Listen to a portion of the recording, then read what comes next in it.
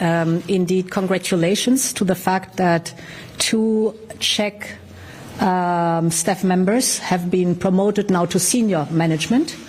This shows the continuation of our excellent work and cooperation during the Czech presidency of the Council. A big success for Czechia. And you mentioned the Euro 7 decision yesterday. Congratulations. Thank you for your leadership in shaping a good compromise, which is a solid one, and I think we can move on the basis of this compromise. So thank you very much for the role Czechia played. Thanks to the many successes of your presidency, we have also made huge progress in the meantime on strategic files, and I wanted to mention 2 of them. The first is your rock-solid support to Ukraine.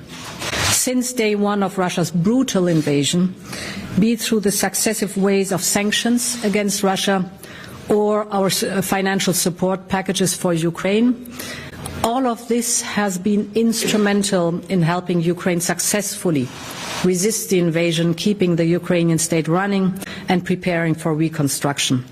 And I know that Czechia as a whole is standing by the brave Ukrainian nation. Czech people have been welcoming those fleeing the war with open arms. This generosity honors your country. Europe will be forever grateful. And another success of your presidency concerns the energy transition. First and foremost, Repower EU. Repower EU is Europe's roadmap to energy independence as a response to the energy crisis unleashed by Russia. And indeed, I'm very glad to announce that we have approved today your revised Next Generation EU plan, including the new Repower EU chapter. The revised plan brings now 2.2 billion euros in additional funding for Czechia. This includes 736 million euros under Repower EU as investments in stronger electricity grid, more renewable energy, of course energy efficiency, very important also clean transport, and also very important the skills needed to succeed in the industrial transition. So a good package of 2.2 billion. The green transition is a necessity as much as an opportunity, and this is the path we have chosen to take together as a union. Nevertheless, very important, the choice of the energy mix is and will remain a national prerogative.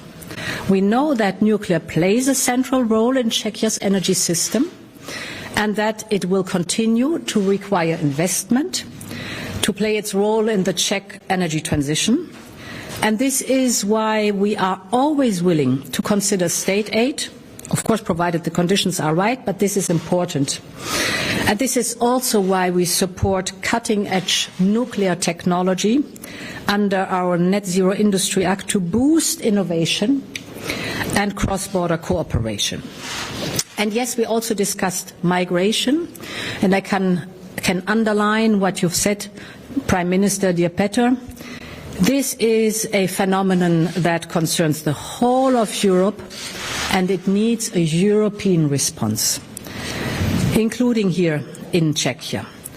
We want indeed to support member states in managing migration effectively and humanely.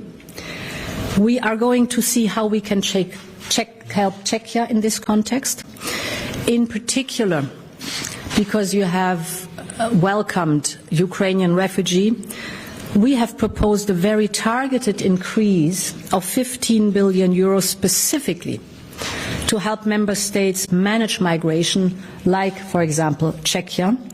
These 15 billion is part of our proposed revision of the so-called multi-annual EU budget.